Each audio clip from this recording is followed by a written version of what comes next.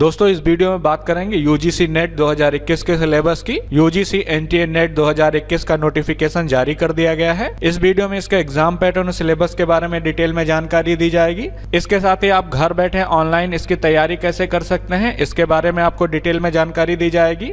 और इस सिलेबस के ऑफिशियल पीडीएफ को आप jobsuru.com से डाउनलोड कर लें, जिसका लिंक इस वीडियो के डिस्क्रिप्शन में दिया गया है और कमेंट में पिन किया गया है। तो चलिए शुरू करते हैं। सबसे पहले बात करेंगे एग्जाम पैटर्न की। तो इस पेपर में 2 पेपर होंगे। पहला पेपर आपका जो है 100 नंबर का होगा, जिसमें 50 क्वेश्चन पूछे जाएंगे और क्वेश्चन आपके जो है मल्टीपल चॉइस क्वेश्चन पूछे जाएंगे। और दूसरा पेपर आपका जो है 200 नंबर का होगा, जिसमें टोटल 100 क्वेश्चन पूछे जाएंगे। इस तरह से टोटल आपसे 150 क्वेश्चन पूछे जाएंगे और क्वेश्चन पेपर को हल करने के लिए 3 घंटे का समय दिया जाएगा और दोनों पेपर के बीच में आपको कोई भी ब्रेक नहीं दिया जाएगा और सारे क्वेश्चन आपके कंपलसरी होंगे।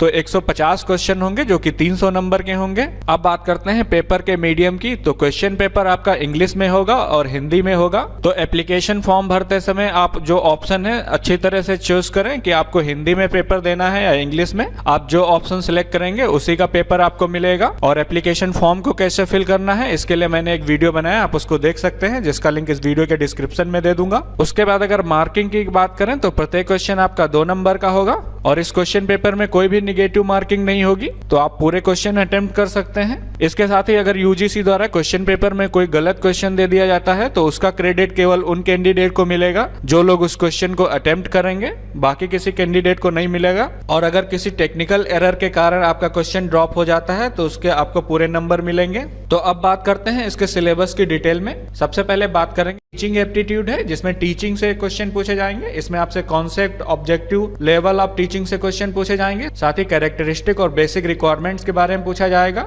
लर्नर कैरेक्टरिस्टिक के बारे में पूछा जाएगा। साथ ही factor affecting teaching related to teachers, learner, support material, instrumental facility तथा लर्निंग एनवायरमेंट और इंस्टीट्यूशन के बारे में पूछा जाएगा। और method of teaching in institution of higher learning, जिसमें teacher centred versus learner centre और ऑफलाइन वर्सेस ऑनलाइन मोड, इन सब के बारे में पूछा जाएगा। साथ ही टीचिंग सपोर्ट सिस्टम, जिसमें ट्रेडिशनल, मॉडर्न और आईसीटी के बारे में पूछा जाएगा। और इवोल्यूशन सिस्टम, जिसमें element and type of evaluation, evaluation in choice based credit system in higher education और कंप्यूटर बेस्ड टेस्टिंग तथा इनोवेशंस इन एवोल्यूशन सिस्टम के बारे में पूछा जाएगा। सेकेंड यूनिट आपकी जो है रिसर्च एप्टीट्यूड की है, जिसमें रिसर्च के बारे में पूछा जाएगा डिटेल में, इसकी meaning, type of characteristic, positivism तथा post positivistic approach to research और मेथड ऑफ रिसर्च के बारे में डिटेल में पूछा जाएगा। स्टेप ऑफ रिसर्च तथा थीसिस और आर्टिकल राइटिंग के बारे में पूछा जाएगा। Application of ICT in research तथा रिसर्च एथिक्स के बारे में पूछा जाएगा।